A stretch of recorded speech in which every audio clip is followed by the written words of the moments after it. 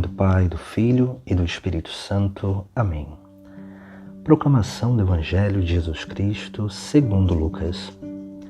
Naqueles dias, Maria partiu para a região montanhosa, dirigindo-se apressadamente a uma cidade da Judéia. Entrou na casa de Zacarias e cumprimentou Isabel. Quando Isabel ouviu a saudação de Maria, a criança pulou no seu ventre.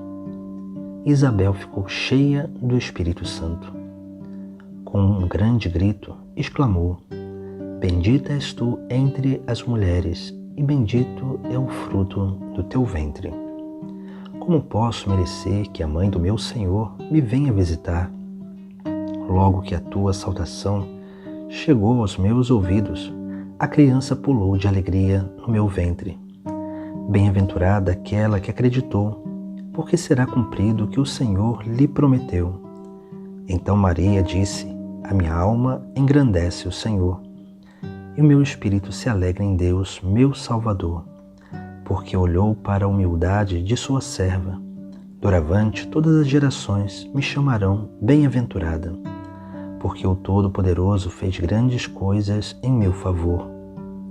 O seu nome é santo, e a sua misericórdia se estende de geração em geração a todos os que o respeitam. Ele mostrou a força de seu braço, dispersou os soberbos de coração, derrubou do trono os poderosos e elevou os humildes. Encheu de bens os famintos e despediu os ricos de mãos vazias. Socorreu Israel, seu servo, lembrando-se de sua misericórdia, conforme prometera aos nossos pais, em favor de Abraão e de sua descendência para sempre. Maria ficou 3 meses com Isabel, depois voltou para casa. Palavra da salvação. Hoje celebramos a solenidade da Assunção de Nossa Senhora. Dogma proclamado em 1950, durante o pontificado do Papa Pio XII. Essa solenidade já é celebrada desde a antiguidade, não como a Assunção primeiramente, mas como a dormição de Nossa Senhora na região do Oriente, mas depois, quando no Ocidente começa a se celebrar, já dá-se um outro nome, que é a Assunção de Nossa Senhora aos céus. Essa mulher que foi assunta foi elevada de corpo e alma à glória de Deus, para participar dessa glória intimamente na vida eterna, no reino dos céus. Assim, nós vemos que essa celebração nos traz algo muito importante para a vida humana. É claro que Maria, ela recebe um privilégio que só ela recebeu de todas as criaturas, porque só Maria foi assunta, elevada de corpo e alma ao céu. E para que isso acontecesse, Maria, ela recebeu o privilégio da ressurreição antecipada. Assim, quando nós celebramos esse mistério da vida da Virgem Maria, que também é um mistério cristológico, nós temos 3 viés de interpretação ou de meditação para essa graça, 3 realidades que também acontecem na nossa vida, em partes, não como aconteceu na vida da Virgem Maria, mas em partes nessa terra para uma plenitude futura no céu. E aí nós temos 3 viés de meditação. O primeiro é o cristológico, porque Maria participa desse mistério de Cristo em plenitude. Maria participa de todos os mistérios de Cristo na sua vida. E por isso que, sendo preservada do pecado original, ela recebe do próprio Cristo como obra de salvação e como promessa plena de plenitude eterna, recebe também essa antecipação da ressurreição. Porque aquela que não tinha pecado não precisava de nada para ser purificado. E por isso, aquela que foi preparada, escolhida e e foi preservada do pecado original, também foi assumida pelo próprio Deus no céu e elevada à glória do céu, de corpo e alma, para que assim pudesse experimentar esse grande amor de salvação, essa alegria plena, não só na sua alma, mas também já no seu corpo glorioso.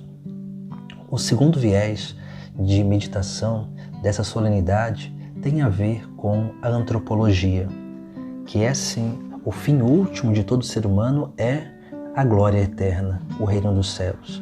E Maria faz esse caminho rumo ao reino dos céus. Mas para que isso aconteça, realmente Maria teve que, nessa terra, com liberdade, assumir e aceitar a obra de Deus na sua vida, para que assim se realizasse essa grande plenitude antropológica, essa conservação da imagem e semelhança. Como Maria não tinha pecado, Maria, pela sua liberdade, ela teve sim essa ação diante dessa obra de Deus, porque ela foi a primeira discípula. Ela, no caminho de Cristo, soube conservar aquilo que o próprio Deus preservou nela, essa imagem e semelhança. Por isso que dizemos que Maria é a cópia perfeita de Cristo, porque em Maria se expressa todas as virtudes de Cristo, mesmo ela não sendo deusa, mas ela é aquela que é uma expressão plena daquilo que Cristo nos chama a viver nessa terra, que é o amor. Essa é a perfeição da humanidade, da nova humanidade, daqueles que foram restaurados em Cristo. E por fim nós temos o sentido escatológico, que é sim esse fim último da vida humana, que é o reino dos céus, esse fim último pleno, que é a participação da glória eterna, que nós precisamos aprender também a crescer na nossa esperança, para que assim possamos permanecer fiéis, unidos ao próprio Cristo, que nos une ao Pai no Espírito Santo, para que, caminhando nessa terra, realizando essa obra cristológica e antropológica de adesão a Cristo e de restauração dessa imagem e semelhança da qual nós fomos criados, possamos, no momento da nossa passagem, alcançar esse bem eterno que é o reino dos céus, que é essa plenitude da graça que nós viveremos com Deus, Trindade, e também com a Virgem Maria, os santos e os anjos no céu. Por isso que a liturgia de hoje nos traz alguns elementos também bem interessantes nessas três realidades. Primeiramente, nós vemos o dado cristológico. E assim, na segunda leitura, São Paulo ele nos chama a atenção que Cristo ressuscitou dos mortos como primícias dos que morreram. Jesus é aquele que ressuscita dos mortos, o primeiro a ressuscitar. Maria foi a segunda a experimentar essa glória da ressurreição antecipada. Porque assim como Cristo venceu o grande inimigo, que será aquele que nós venceremos por último nessa caminhada, nessa terra, que é a morte, Maria também venceu a morte, recebendo a vida em plenitude. Depois, no sentido antropológico, contemplamos o livro do Apocalipse, onde lá vemos aquela visão que São João teve, a mulher revestida de sol, com a lua debaixo dos pés e na cabeça uma coroa de estrelas. Que significa essa mulher vestida de sol? Significa Maria, mas também a Igreja, porque esses que são fiéis estão revestidos do sol, do próprio Cristo, da graça. Essa é a restauração da imagem e semelhança. Estão sobre a lua, porque estar sobre a lua significa estar sobre o tempo. Nós caminhamos no mundo, mas não somos desse mundo. Somos do reino dos céus, e com a coroa de 12 estrelas que simboliza o ensinamento dos apóstolos. É assim que nós precisamos caminhar nessa terra para restaurar a imagem e semelhança em nós, revestidos da graça, com os olhos na eternidade e principalmente colocando em prática os ensinamentos dos apóstolos. E por fim nós contemplamos essa realidade escatológica, onde o reino dos céus já é uma participação, a vida futura já é uma participação desse reino nessa terra. Quando Maria visita Isabel, Maria, ao saudar Isabel, Isabel fica cheia do Espírito Santo. Essa é a grande obra da graça, a obra do transbordamento de Deus na nossa vida. Por isso que no céu nós teremos esse transbordar pleno de Deus. Maria já realiza isso, porque Maria já vive o céu na terra, nesse mundo. E assim nós vemos como que Maria vai realizando, permitindo com que se realize essa grande obra de plenitude, essa obra do reino, já na sua vida, já nessa terra. E o seu Magnífica manifesta justamente isso, essa glória futura, a promessa de Deus que já se realiza no presente, no tempo. Essa deve ser a nossa fé, a nossa convicção, para que assim possamos realmente, na humildade, engrandecer sempre o Senhor.